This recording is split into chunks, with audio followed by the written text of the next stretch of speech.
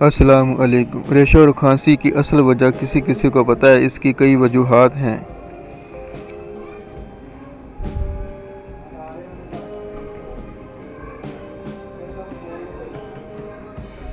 दांत खराब होने की वजह, इससे कई किस्म की बीमारियां जन्म लेती हैं।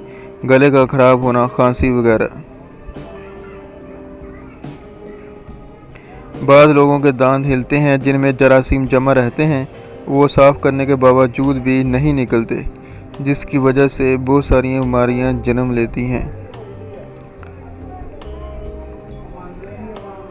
बाद लोगों के दांतों में खोट और थोड़ा थोड़ा फासला ज़्यादा होता है, जिसकी वजह से इनमें अंदर जरासीम पैदा हो जाते हैं, जिसकी वजह से कई बीमारियां जन्म लेती हैं।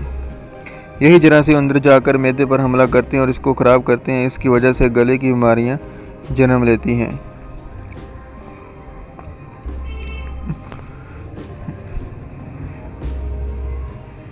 इसके लिए ज़रूरी है सुख-चैन की मसवाक इस्तेमाल करें। टूथपेस्ट में लौंग का ऑयल मिलाकर इस्तेमाल करें।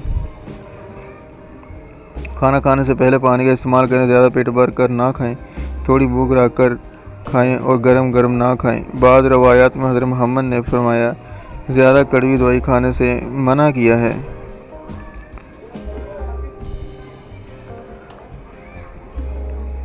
इसलिए पैनाडोल में एक पैनाडोल सब्ज़ पत्ते वाली है, जो आप मेडिकल स्टोर से सब्ज़ पत्ते वाली का कह कर ले सकते हैं।